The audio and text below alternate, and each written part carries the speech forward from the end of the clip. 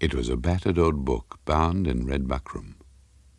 He found it when he was 12 years old on an upper shelf in his father's library, and against all the rules, he took it to his bedroom to read by candlelight, when the rest of the rambling Elizabethan house was flooded with darkness. That was how young Mortimer always thought of it. His own room was a little isolated cell in which, with stolen candle ends, he could keep the surrounding darkness at bay, while everyone else had surrendered to sleep and allowed the outer night to come flooding in. By contrast with those unconscious ones, his elders, it made him feel intensely alive in every nerve and fibre of his young brain. The ticking of the grandfather clock in the hall below, the beating of his own heart, the long-drawn rhythmical ah of the sea on the distant coast, all filled him with a sense of overwhelming mystery. And as he read, the soft thud of a blinded moth striking the wall above the candle would make him start and listen like a creature of the woods at the sound of a cracking twig. The battered old book had the strangest fascination for him, though he never quite grasped the thread of the story. It was called The Midnight Express, and there was one illustration on the 50th page at which he could never bear to look. It frightened him. Young Mortimer never understood the effect of that picture on him. He was an imaginative but not neurotic youngster, and he avoided that 50th page as he might have hurried past a dark corner on the stairs when he was 6 years old, or as the grown man on the lonely road in The Ancient Mariner, who, having once looked round, walks on and turns no more his head. There was nothing in the picture, apparently, to account for this haunting dread. Darkness, indeed, was almost its chief characteristic. It showed an empty railway platform, at night lit by a single dreary lamp, an empty railway platform that suggested a deserted and lonely junction in some remote part of the country. There was only one figure on the platform, the dark figure of a man, standing almost directly under the lamp, with his face turned away toward the black mouth of a tunnel, which, for some strange reason, plunged the imagination of the child into a pit of horror. The man seemed to be listening. His attitude was tense, expectant, as though he were awaiting some fearful tragedy. There was nothing in the text, so far as the child could read and could understand, to account for this waking nightmare. He could neither resist the fascination of the book, nor face that picture in the stillness and loneliness of the night. He pinned it down to the page facing it with 2 large pins, so that he should not come upon it by accident. Then he determined to read the whole story through. But always, before he came to page 50, he fell asleep, and the outlines of what he had read were blurred, and the next night he had to begin again and again before he came to the 50th page. He fell asleep. He grew up and forgot all about the book and the picture. But halfway through his life, at that strange and critical time when Dante entered the dark wood, leaving the direct path behind him, he found himself, a little before midnight, waiting for a train at a lonely junction. And, as the station clock began to strike 12, he remembered like a man waking from a long dream. There, under the single dreary lamp, on the long glimmering platform, was the dark and solitary figure that he knew. Its face was turned away from him toward the black mouth of the tunnel. It seemed to be listening, tense, expectant, just as it had been 38 years ago. But he was not frightened now as he had been in childhood. He would go up to that solitary figure, confront it, and see the face that had so long been hidden, so long averted from him. He would walk up quietly and make some excuse for talking to it. He would ask it, for instance, if the train was going to be late. It should be easy for a grown man to do this. But his hands were clenched when he took the first step, as if he too were tense and expectant. Quietly, but with the old vague instincts awakening, he went toward the dark figure under the lamp.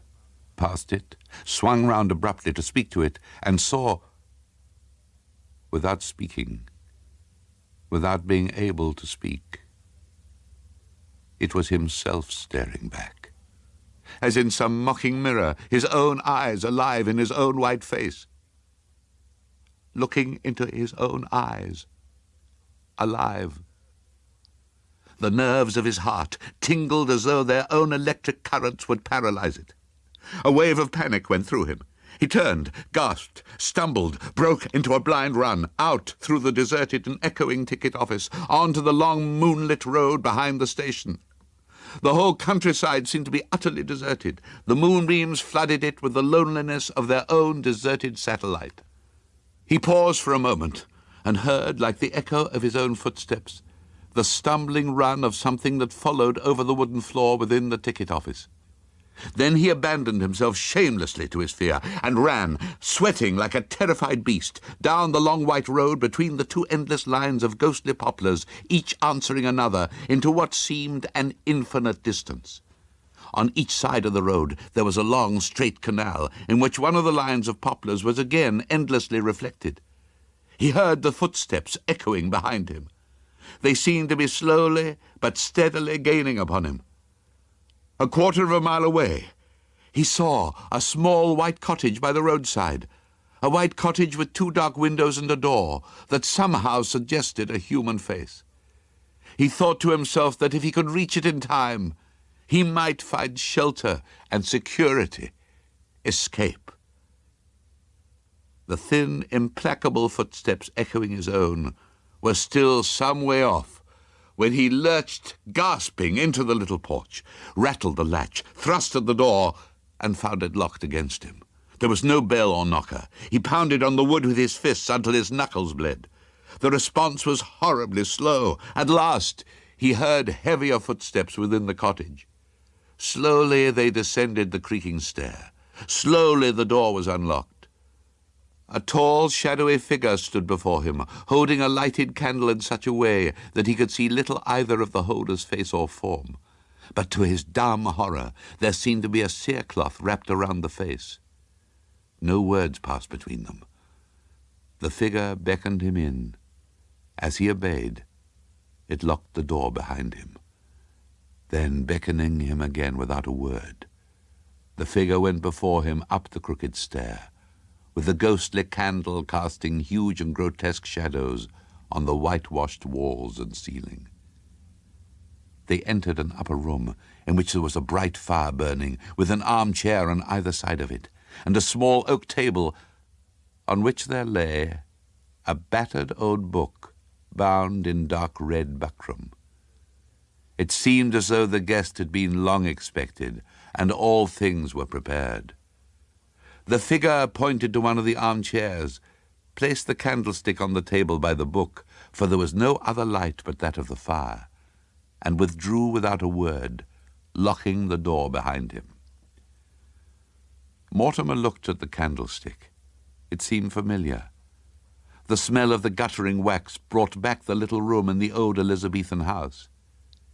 He picked up the book with trembling fingers. He recognized it at once, though he had long forgotten anything about the story. He remembered the inkstain on the title page, and then, with a shock of recollection, he came on the 50th page, which he had pinned down in childhood. The pins were still there. He touched them again, the very pins which his trembling childish fingers had used so long ago. He turned now to the beginning. He was determined to read it to the end now and discover what it was all about. He felt that it must all be set down there in print, and though in childhood he could not understand it, he would be able to fathom it now. It was called The Midnight Express, and as he read the first paragraph, it began to dawn upon him slowly, fearfully, inevitably. It was the story of a man who in childhood long ago had chanced upon a book in which there was a picture that frightened him. He had grown up and forgotten it, and one night upon a lonely railway platform he had found himself in the remembered scene of that picture. He had confronted the solitary figure under the lamp, recognized it, and fled in panic. He had taken shelter in a wayside cottage and had been led to an upper room, found the book awaiting him, and had begun to read it right through to the very end at last. And this book, too, was called The Midnight Express, and it was the story of a man who, in childhood, it would go on forever and forever and forever. There was no escape. But when the story came to the wayside cottage for the third time, a deeper suspicion began to dawn upon him. Slowly, fearfully, inevitably. Although there was no escape, he could at least try to grasp more clearly the details of the strange circle, the fearful wheel in which he was moving. There was nothing new about the details. They had been there all the time, but he had not grasped their significance. That was all. The strange and dreadful being that had led him up the crooked stair. Who and what was that? The story mentioned something else that had escaped him. The strange host who had given him shelter was about his own height. Could it be that he also... And was this why the face was hidden? At the very moment when he asked himself that question, he heard the click of the key in the locked door. The strange host was entering, moving toward him from behind, casting a grotesque shadow, larger than human, on the white walls in the guttering candlelight. It was there, seated on the other side of the fire facing him.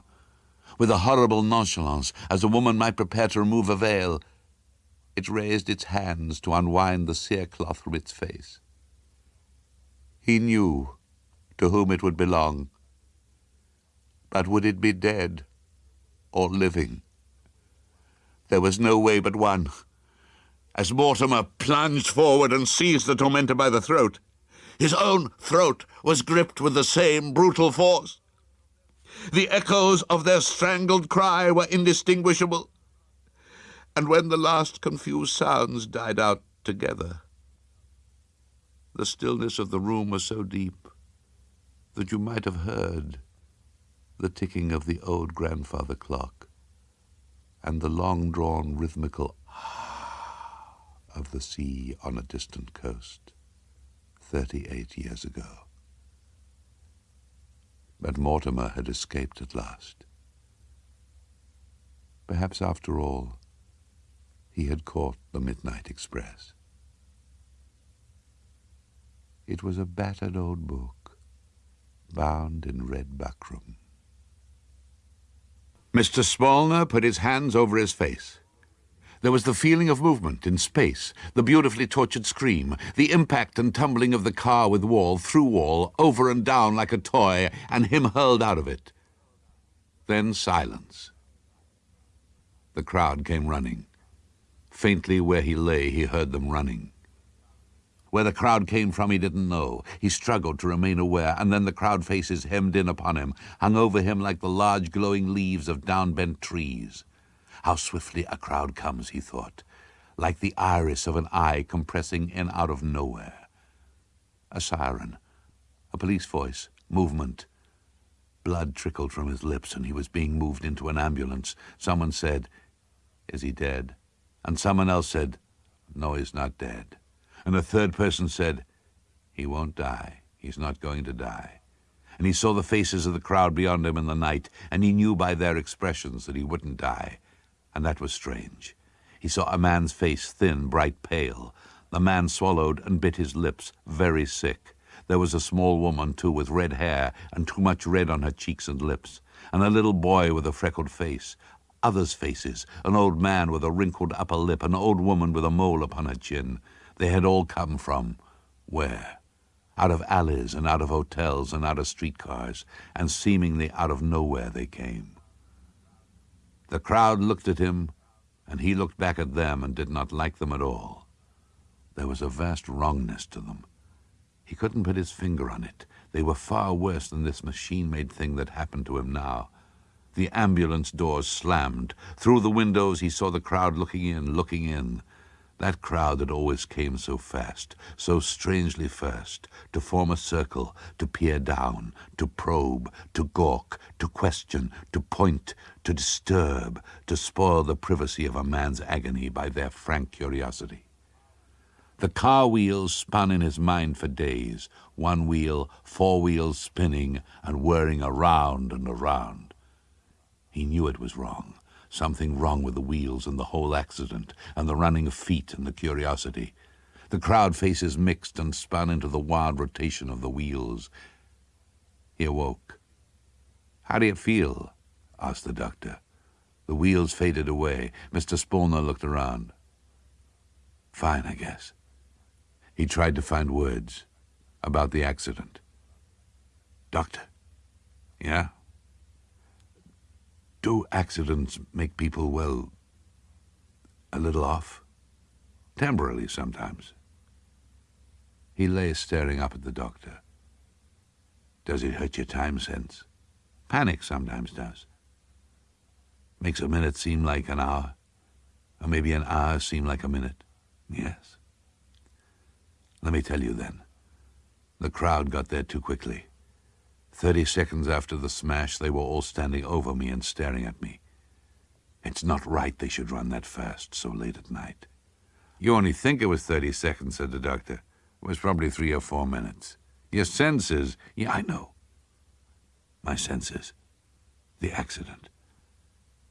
But I was conscious. I remember one thing that puts it all together and makes it funny. God, so damn funny. The wheels of my car upside down. The wheels were still spinning when the crowd got there. The front wheels. Wheels don't spin very long. Friction cuts them down. And these were really spinning." "Oh, you're confused," said the doctor. "I'm not confused. That street was empty. Not a soul in sight. And then the accident and the wheels still spinning and all those faces over me, quick, in no time. And the way they looked down at me, I knew I wouldn't die." "Simple shock," said the doctor, walking away into the sunlight. "I seem to have a penchant for accidents," he said in his office 2 weeks later. It was late afternoon. His friend sat across the desk from him listening. "I got out of hospital this morning, and first thing on the way home we detoured round a wreck. There was a crowd." "Things run in cycles," said Morgan. "But it was funny, you must admit." "I must admit. Now, how about a drink?" They talked on for half an hour or more. All the while they talked, at the back of Spallner's brain a small watch ticked, a watch that never needed winding. It was the memory of a few little things, wheels and faces. At about 5:30 there was a hard metal noise in the street. Morgan nodded and looked out and down. "What'd I tell you? Cycles. A truck and a cream-colored Cadillac." Spallner walked to the window. He was very cold, and as he stood there he looked at his watch, at the small second hand. 1, 2, 3, 4, 5 seconds. People running. 8, 9, 10, 11, 12. From all over, people came running. 15, 16, 17, 18 seconds. More people, more cars, more horns blowing. Curiously distant, Spallner looked upon the scene as an explosion in reverse. The fragments of the detonation sucked back to the point of impulsion. 19, 20, 21 seconds, and the crowd was there. Spallner made a gesture down at them, wordless. The crowd had gathered so fast. He saw a woman's body a moment before the crowd swallowed it up. Spallner was out of the door, Morgan after him, and down the stairs as rapidly as possible. "Come along, hurry. Take it easy. You're not a well man." They walked out under the street. Spallner pushed his way forward. He thought he saw a red-headed woman with too much red color on her cheeks and lips. "There," he said wildly to Morgan. "Did you see her?" "See who?" "Oh, damn it, she's gone. The crowd closed in." He saw another familiar face. A little freckled boy ran away and vanished among the people. "Is she dead?" a voice asked. "Is she dead?" "She's dying," someone else replied. "She'll be dead before the ambulance arrives." They shouldn't have moved her. They shouldn't have moved her. All the crowd faces, familiar yet unfamiliar, bending over, looking down, looking down. Spallner came back out, and Morgan caught hold of him before he fell. "They moved her, Morgan. Someone moved her. You should never move a traffic victim. It kills them. It kills them. Yeah, that's the way with people, the idiots. Spallner arranged the newspaper clippings carefully. Morgan looked at them. What's the idea? Ever since your accident, you think every traffic scramble is part of you. What are these? Clippings of motor car crack-ups and photos. I hired a clipping service while I was in hospital to go back through the newspapers. Look at them. Not at the cars, said Spallner, but at the crowds around the cars. He pointed. Here, this woman is in both pictures, 10 years apart. Coincidence. The woman happened to be there once in 1976 and once in 1986. A coincidence may be, but 12 times over a period of 10 years, when the accidents occurred as much as 3 miles from one another? Oh, no. Here. He dealt out a dozen photographs. She's in all of these. And why does she wear the same clothes in pictures taken over a period of a decade? I'll be damned, so she does. And why was she standing over me the night of my accident 2 weeks ago? They had a drink. Morgan went over the files. What does all this add up to? I don't know, said Spallner, except that there's a universal law about accidents. Crowds gather. They always gather. And like you and me, people have wondered year after year why they gathered so quickly, and how. I know the answer. Here it is. He flung the clippings down. It frightens me. They always show up together. At a fire or an explosion or on the sidelines of war, at any public demonstration of this thing called death. Vultures, hyenas, or saints. I don't know which they are. I just don't know. But I'm going to the police with it this evening. It has gone on long enough. One of them shifted that woman's body today. They shouldn't have touched her. It killed her. He placed the clippings in a briefcase. Morgan got up and slipped into his coat. Spallner clicked the briefcase shut. Oh, I just happened to think. What? Maybe they wanted her dead. Spallner took it slow driving downtown. He was rather shocked, but not surprised somehow, when the truck came rolling out of an alley straight at him. He was just congratulating himself on his keen sense of observation and talking out what he would say to the police in his mind when the truck smashed into the car Morgan had lent him. He was forced back and forth in several lightning jerks. Then all motion stopped, and only pain filled him up. He heard their feet running and running and running. He fumbled with the car door. It clicked. He fell out upon the pavement drunkenly and lay ear to the asphalt, listening to them coming. It was like a great rainstorm, with many drops, heavy, light, and medium, touching the earth. Weakly, expectantly, he rode his head up and looked. The crowd was there.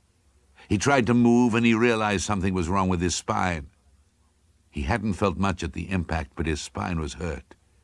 He didn't dare move. Someone said, "Give me a hand. We'll roll him over and lift him into a more comfortable position." Spallner's brain burst apart. "No, don't move me. You idiots, you'll kill me, don't." Hands took hold of him. They started to lift him. He cried out, and nausea choked him up. They straightened him out into a ramrod of agony. 2 men did it. One of them was thin, bright, pale, alert, a young man. The other man was very old and had a wrinkled upper lip. A familiar voice said, "Is he dead?" Another voice, a memorable voice, responded, "No, not yet, but he will be dead before the ambulance arrives." They were all around him, these judges and jurors with the faces he had seen before. Through his pain, he counted their faces. The freckled boy, the red-haired, red-cheeked woman, an old woman with a mole on her chin. "I know what you're here for," he thought. "You're here just as you're at all accidents, to make certain the right ones live and the right ones die.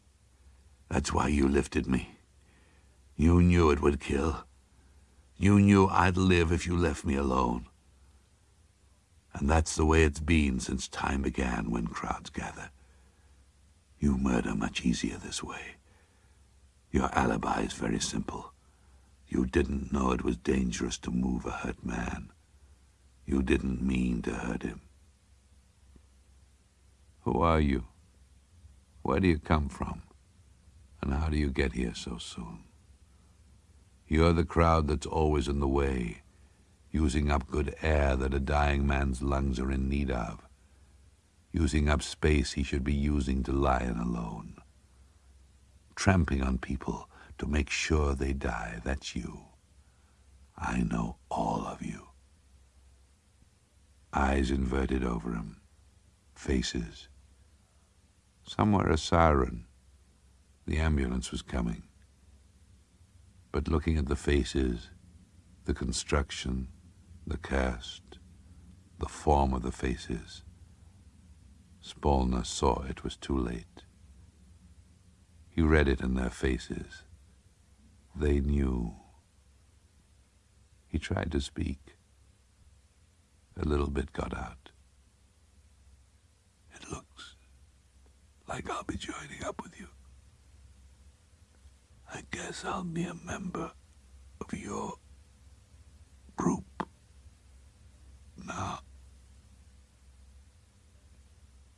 He closed his eyes, then waited for the coroner.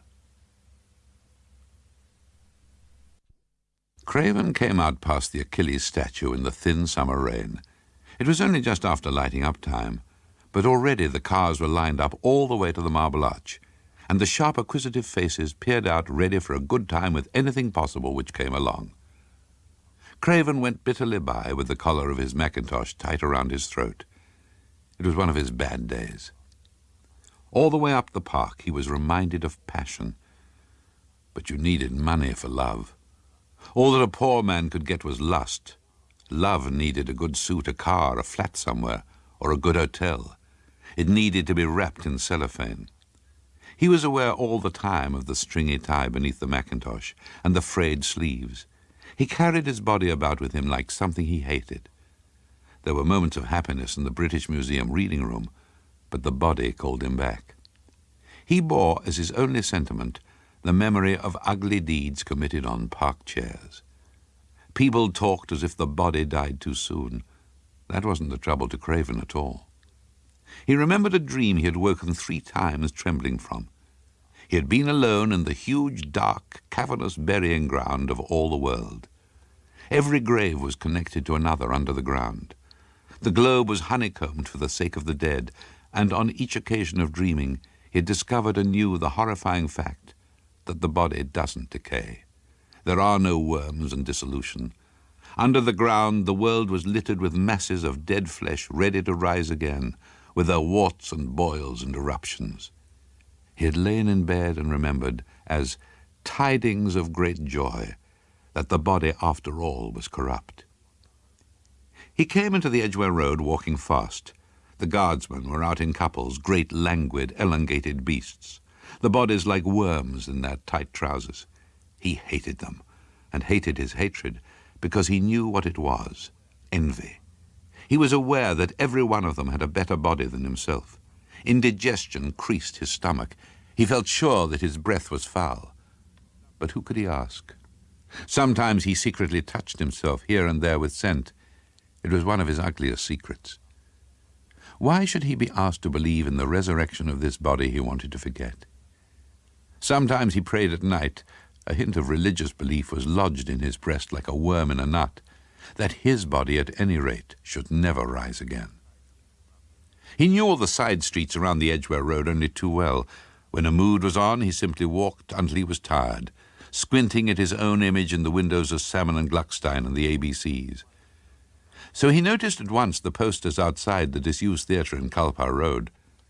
The theatre had been built in 1920 by an optimist who thought the cheapness of the site would more than counterbalance its disadvantage of lying a mile outside the conventional theatre zone. But no play had ever succeeded, and it was soon left to gather rat holes and spider webs. The covering of the seats was never renewed, and all that ever happened to the place was the temporary false life of an amateur play or a trade show. Craven stopped and read. The home of the silent film. The first season of Primitives was announced. A highbrow phrase. There would never be a second. Well, the seats were cheap, and it was perhaps worth a shilling to him, now that he was tired, to get in somewhere out of the rain. Craven bought a ticket and went into the darkness of the stalls.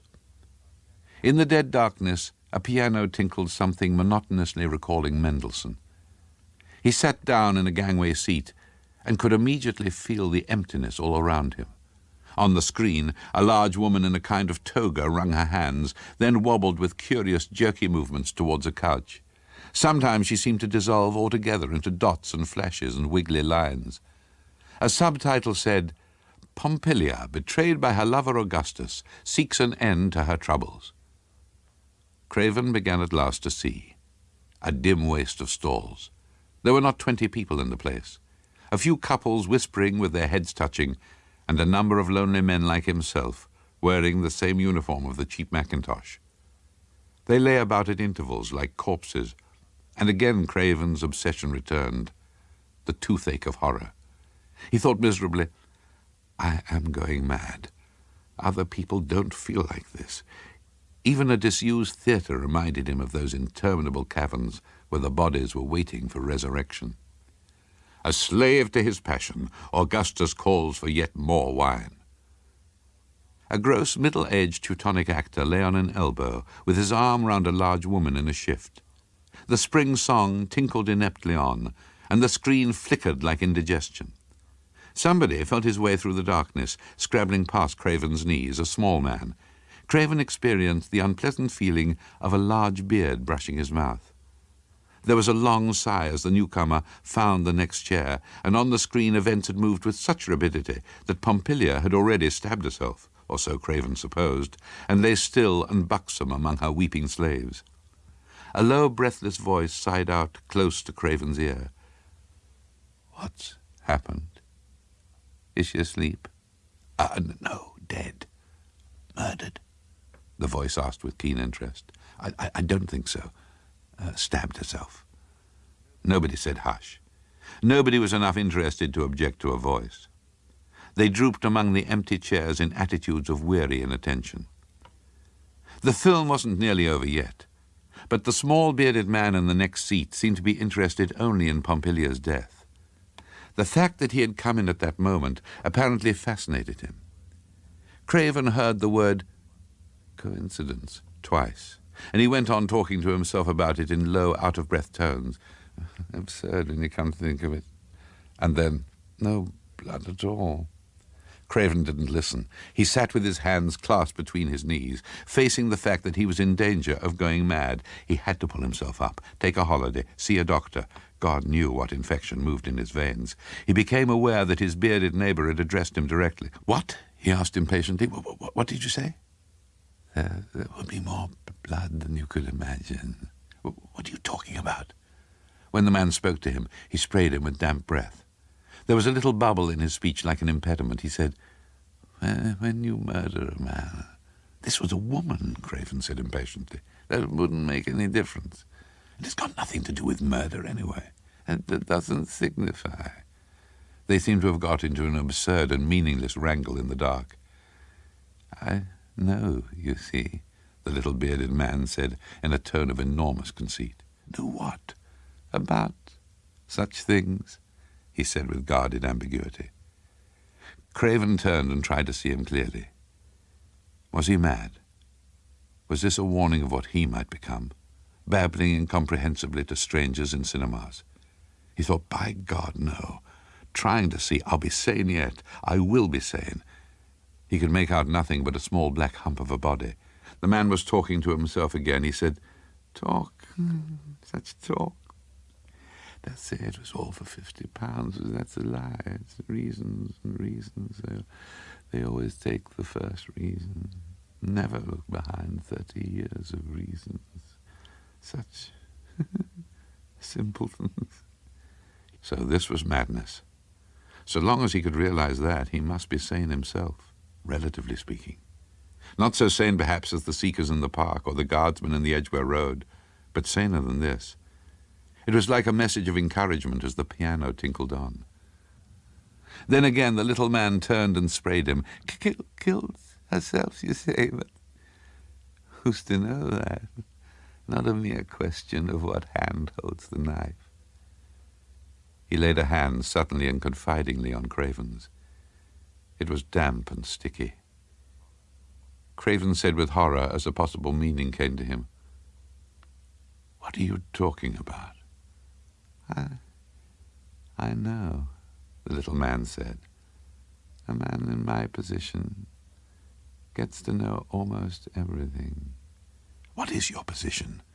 Craven said, feeling the sticky hand on his, trying to make up his mind whether he was being hysterical or not. After all, there were a dozen explanations. It might be treacle. A pretty desperate one, you'd say.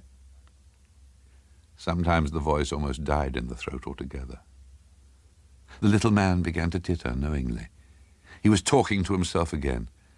It would have been easy to ignore him altogether if it had not been for those sticky hands which he now removed. He seemed to be fumbling at the seat in front of him. His head had a habit of lolling sideways, like an idiot child's. He said distinctly and irrelevantly, "Bayswater tragedy." "What was that?" Craven said sharply. He'd seen those words on a poster before he entered the park. "Huh?" "About the tragedy." "To think they call Cullen Mews Bayswater." Suddenly the little man began to cough. Turning his face towards Craven and coughing right at him, it was like vindictiveness. The voice said brokenly, "Let me see.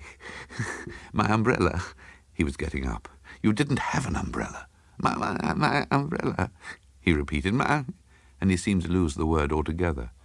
He went scrabbling out past Craven's knees. Craven let him go. But before he had reached the billowy, dusty curtains of the exit, the screen went blank and bright. The film had broken, and somebody immediately turned up one dirt-choked chandelier above the circle. It shone down just enough for Craven to see the smear on his hands. This wasn't hysteria. This was a fact. He wasn't mad. He had sat next to a madman who in some muse, what was the name? Colin. Craven jumped up and made his own way out. The black curtain flapped in his mouth. But he was too late. The man had gone, and there were 3 turnings to choose from. He chose instead a telephone box and dialed with an odd sense for him of sanity and decision, 999. It didn't take 2 minutes to get the right department. They were interested and very kind. Yes, there had been a murder in a mews, Cullen Mews. A man's neck had been cut from ear to ear with a bread knife, a horrid crime. He began to tell them how he had sat next to the murderer in a cinema. It couldn't be anyone else. There was blood on his hands, and he remembered with repulsion as he spoke the damp beard. There must have been a terrible lot of blood. But the voice from the yard interrupted him. No, it was saying. "We have the murderer.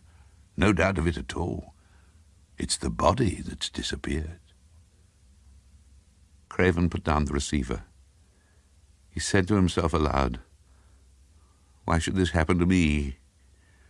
Why to me?" He was back in the horror of his dream. The squalid, darkening street outside was only one of the innumerable tunnels connecting grave to grave where the imperishable bodies lay. He said, "It was a dream. A dream." And leaning forward, he saw in the mirror above the telephone his own face sprinkled by tiny drops of blood like dew from a scent spray. He began to scream. "I won't go mad. I won't go mad. I'm sane. I won't go mad." Presently a little crowd began to collect, and soon a policeman came. From almost the first moment that I entered the big room clutching my bottle, my attention was riveted upon a girl who was there. I say a girl, but in fact she was considerably older than I was, 30 at least, I should suppose. She was very blonde and slender, almost ethereal. She had the greenest eyes I'd ever seen, or have ever seen since, and the biggest too. She wore white boots which went right up under her dress. If this girl worked in my bank, I'd certainly not seen her there. We were never introduced or anything like that, but I simply couldn't bother about anyone else who was there. male or female. I simply gravitated towards and around her. In the end she said, "Hello, you look unhappy." I nodded. That was partly because I was shy and speechless. "Come and sit by me," she said, "and have a drink." Well, the drink was the usual dreadful stuff that you get at parties where everyone's mucking in, but 3 or 4 glasses, each of something different, gave me more confidence, and in the end I was conversing with the girl quite intelligently. We had all kinds of things in common, like books and films and concerts, which I used to go in for at that time as much as I could, and in no time at all I was in 7th heaven. It was absolutely the first time in my life that I had entered that region, and as it happens, it was more or less the last time also. The rest of them were making more and more noise until it was exactly like the bank, or like the sort of tavern my father used to look for. In the end, my girl said, "Let's explore." We went upstairs and entered what I suppose was the parents' bedroom. We sat together on the bed. "I say," I said, "who are you?" "I'm Laura," she said. She did tell me her other name, but I'm keeping that to myself. She even told me her address and telephone number, and of course I should have written them down, but I supposed them to be burned on my brain forever, as one does at that age. "I'm Andrew," I said, and she smiled at me mysteriously. So I put my arm around her shoulders and should have liked to turn out the light, but I knew the door was unlocked and did not dare to go so far as to lock it. She was wearing a thin greeny dress with a pattern on it like waves. I'd never seen a dress like it, but, why, it's impossible to describe. "Andrew," she said, looking at me with her enormous eyes, "I do love you." Oh, let me tell you, it was the supreme moment of my entire life, though I didn't realize that at the time. But then she cried, "Andrew, I must go and telephone. I'd quite forgotten. You made me forget." "Oh, you will come back," I gasped out. Of course it was dangerous for her to leave the room at all. That was obvious enough. Even so, her reply astonished me. "I shall always come back," was what she said. She pulled up her boots and flitted out. Laura didn't come back. In the end, it seemed quite certain that she must have heard something on the telephone which had made her leave at once. I did not care to ask anyone. I was downcast enough on the way home, and it became worse when I realized that I'd forgotten both Laura's exact address and her telephone number. However, I knew her name right enough, and I remembered the name of the road she'd given me. Immediately I reached my digs, I looked Laura up in the communal telephone directory and found that the page was missing. It was not that it had been torn out, though the other chaps often did that. I examined the binding, and it seemed that that particular page had never been there. I slept not one wink that night between rapture and regret. But in the end, I left the banking floor, and I was given a more confidential job of toting records from place to place. It was inevitable that I saw more of the world, though I didn't always like what I saw.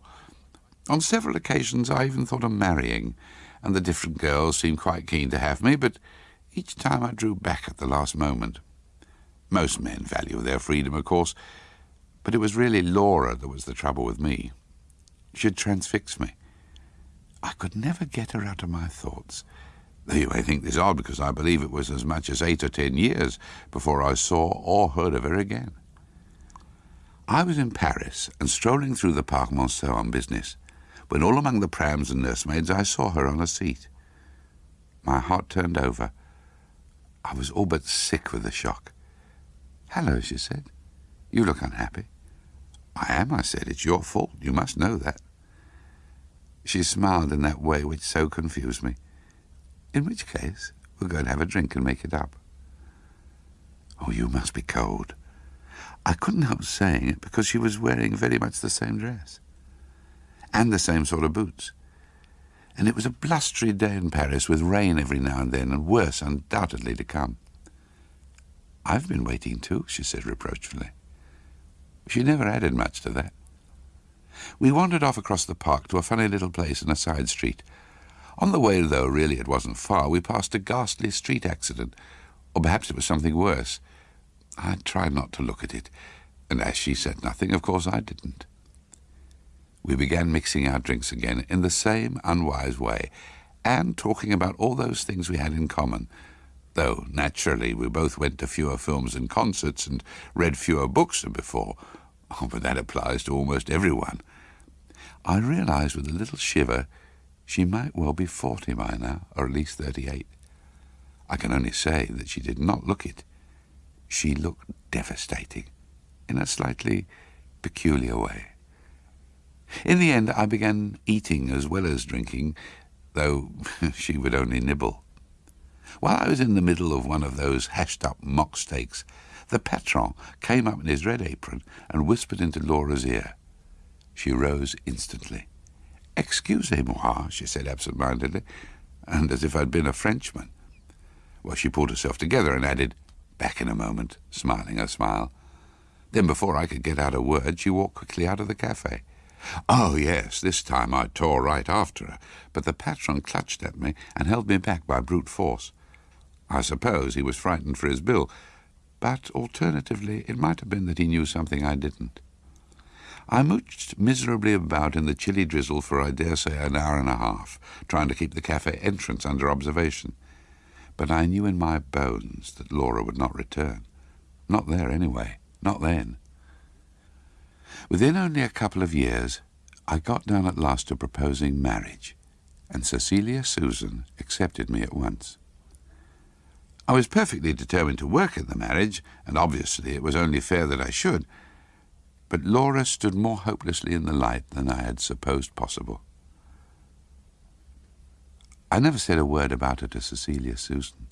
It would have sounded so utterly unrealistic. Nor were things helped by the fact that our two children, only a year apart actually, died in an accident at the nursery school. I'm sure you heard about it, or read about it at the time. There were questions in Parliament and a big inquiry, at which we both gave evidence. In the end, Cecilia Susan left me for a more practical chap 10 years younger than I was, and 8 years younger than she was. There was a quick divorce, and I've never seen or heard of Cecilia Susan since. All this time I was working for these new people, having left the bank soon after the Park Monceau business. It's a funny sort of job, but it pays a lot better, and it's occasionally quite exciting. There was a meeting at a big hotel near, well, I won't name it. It was in the north of Italy. Now, that'll give you the picture. Not actually in the town either, as I say. The gathering was international, cosmopolitan, all those things. And believe me, it was pretty tense. By then I was accustomed to almost anything. But suddenly I'd had enough, and I went out for a breather. I hate a packed room. I went downstairs, and there at a table in the lounge sat Laura. She was looking out through the big window at all the snow and ice and tempest. I did not say that she was dressed in exactly the same way, not at all, but it was a version of the same garb in every detail, and she looked, well, ageless might be the best word. I stood back. I was petrified. It had been a terrible afternoon upstairs, if I'm to be honest about it, and now here in the dusk was this. In the end, Laura turned and saw me. "You do look unhappy," she said. "Come and sit by me." Well, I could hardly cut and run. In any case, we're all virtually snowed up. But needless to say, I did not want to do anything of the kind. Calm judgment was useless where Laura was concerned. I find it almost always is useless. She filled a glass from a big decanter of red wine. It was as if the glass had been set there for me and waiting. "Wine of oblivion," said Laura, smiling. "At least this time we seem not to propose mixing them, and inevitably by now we no longer read books at all, or bothered ourselves with films and concerts or anything like that." "How long are you staying?" I asked, with one part of my mind still on the drifting snow. "It doesn't matter," said Laura. "There will be future occasions." I laughed, and everyone in the lounge looked up, except for the very old and the very deaf. "The intervals are a bit on the long side," I said. "One day there won't be a second to spare," she replied in a matter-of-fact way. I expect I stared at her like a fool. "Now, if you like," she said. Well, I suppose I continued to stare. In my work I'd become ready with conventional words, but only with those. "Come and see," she said, with that all-dissolving smile of hers. "Do you mind carrying the wine?" I followed her upstairs, back upstairs where I was concerned, In the conference room there seemed to be total silence, which was absurd and impossible. She wove in and out on the first floor of the hotel, then pushed open a dingy and ill-painted door, not up to the general standard of the place, and held it for me to pass through, with the big decanter in one hand and the two big wine glasses slipping about in the other. Beyond was a very big corridor, ill-lighted and with battered bedroom doors on either side.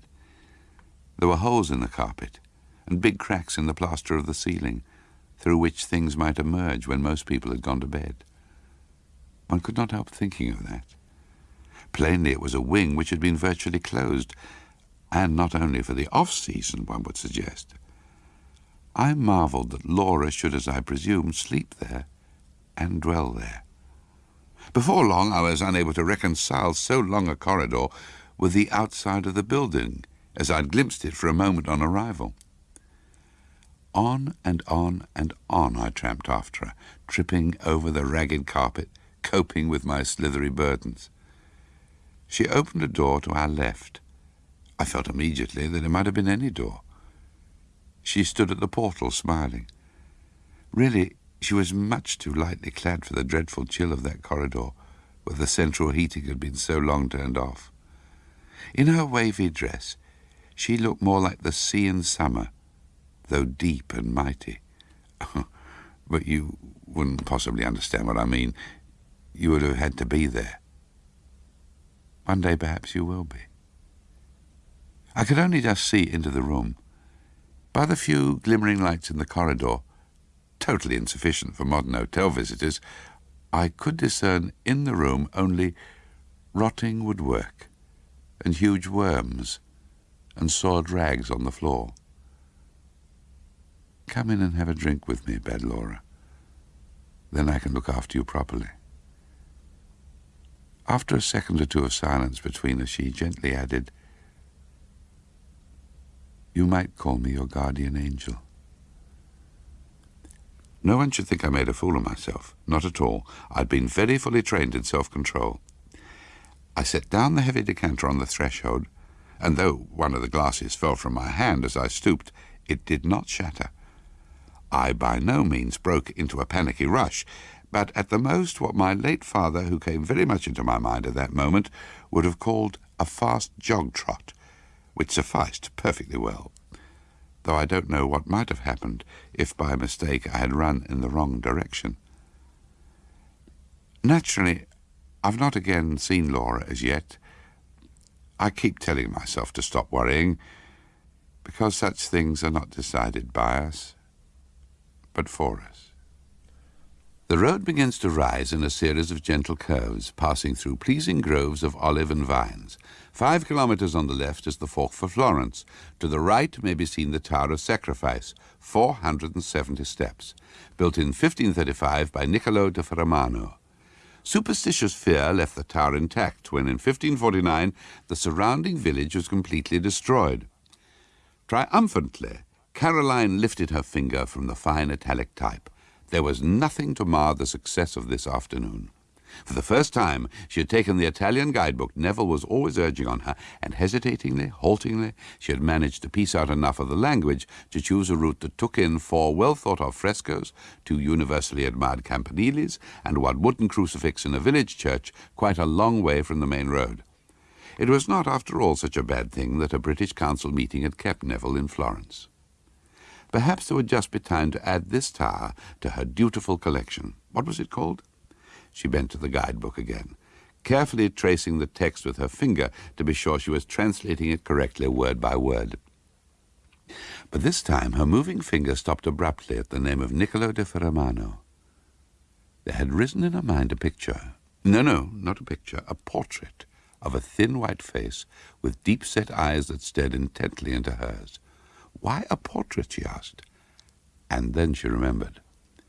It had been about 3 months ago, just after they were married, when Neville had first brought her to Florence. He himself had already lived there for 2 years, and during that time had been at least as concerned to accumulate Tuscan culture for himself as to disseminate English culture to the Italians.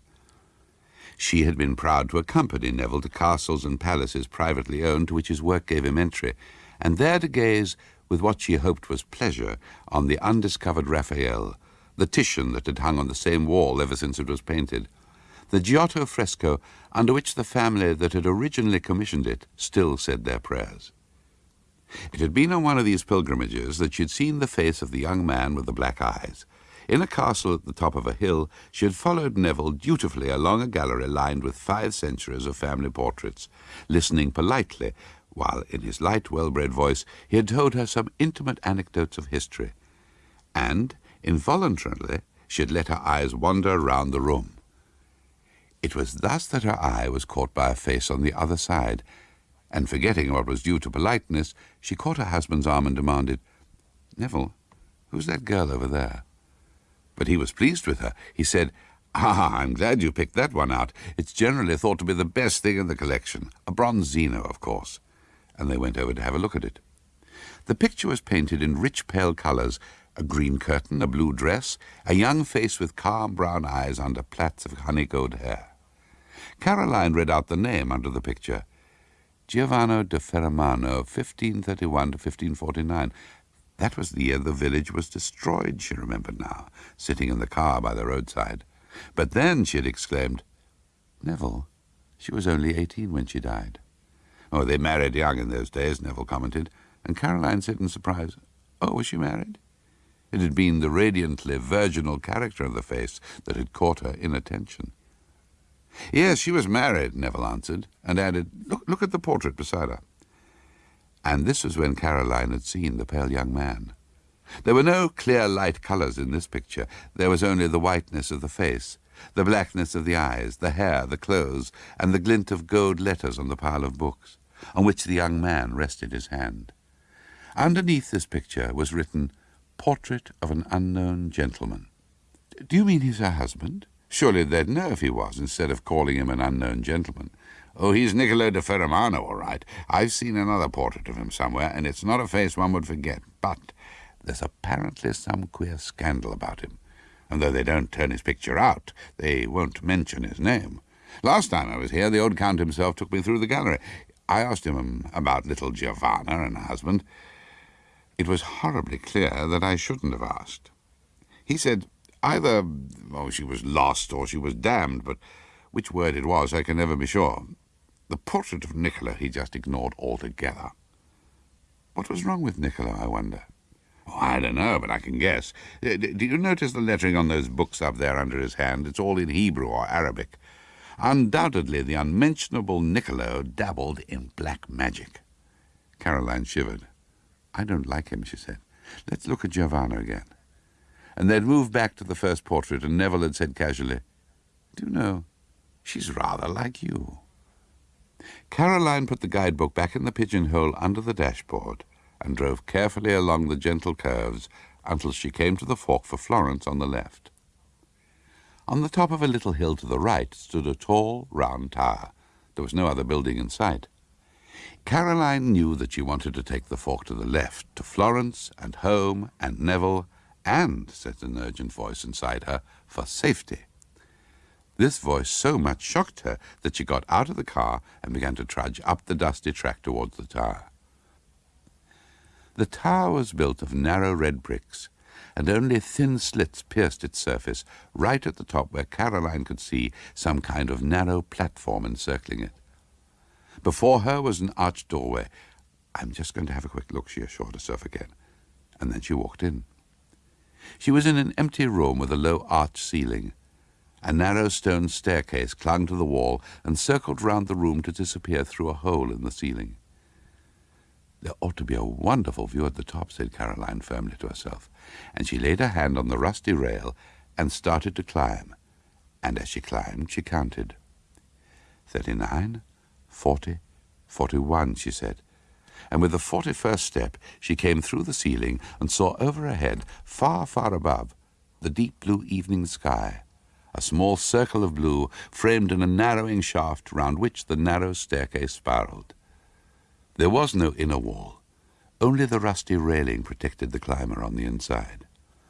"It's getting dark very quickly," said Caroline at the 150th step. "I know what the tower is like now. It would be much more sensible to give up and go home." At the 269th step, her hand moving forward on the railing met only empty space. For an interminable second she shivered, pressing back to the hard brick on the other side.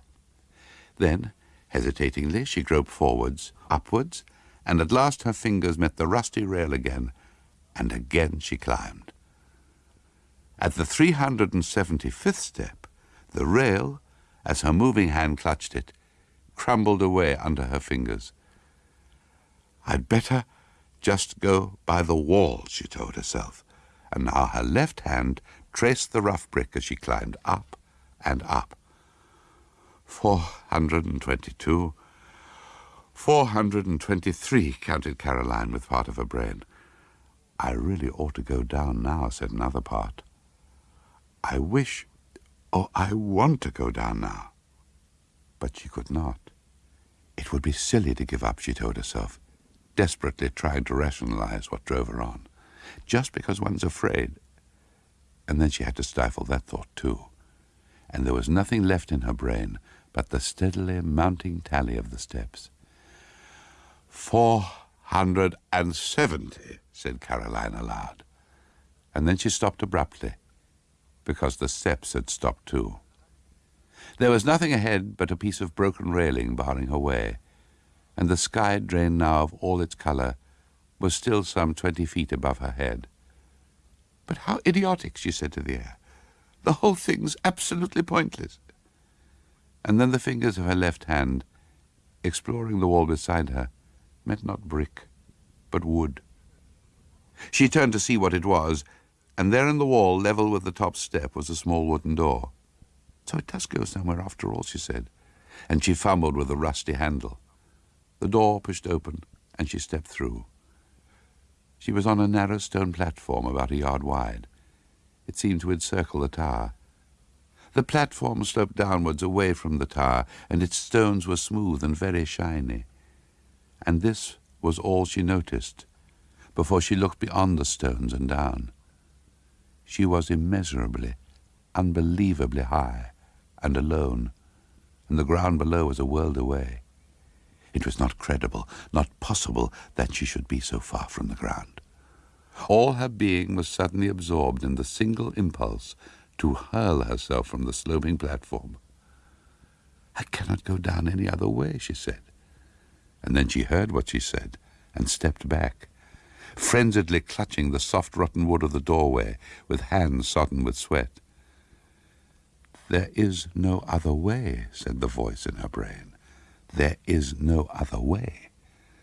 "This is vertigo," said Caroline. "I've never had it before, but I know what it is, and it's vertigo." She closed her eyes and kept very still, and felt the cold sweat running down her body. "I shall be all right now," she said at last, and carefully she stepped back through the doorway, onto the 470th step, and pulled the door shut before her. She looked up at the sky swiftly darkening with night. Then, for the first time, she looked down into the shaft of the tower, down to the narrow, unprotected staircase, spiralling round and round and round and round, and disappearing into the dark. She screamed, "I can't go down!" She began to cry, shuddering with the pain of her sobs. It could not be true that she had brought herself to this peril, that there could be no safety for her unless she could climb down the menacing stairs. At last she stopped crying and said, "Now I shall go down. 1, she counted, and her right hand tearing at the brick wall, she moved first one and then the other foot down to the second step. 2, she counted, and then she thought of the depth below her and stood still, stupefied with terror. The stone beneath her feet, the brick against her hand, were two frail protections for her exposed body. They could not save her from the voice that repeated that it would be easier to fall. Abruptly, she sat down on the step. 2, she counted again, and spreading both her hands tightly against the step on each side of her, she swung her body off the second step, down onto the third. 3, she counted, then 4, then 5, pressing closer and closer into the wall, away from the empty drop on the other side. At the 21st step, she said, I think I can do it now. She slid her right hand up the rough wall and slowly stood upright. Then with the other hand, she reached for the railing. It was now too dark to see, but it was not there. For timeless time she stood there, knowing nothing but fear. 21, she said. 21, 21. Over and over again, but she could not step onto the 22nd step. Something brushed her face. She knew it was a bat and not a hand that touched her, but still it was horror beyond conceivable horror.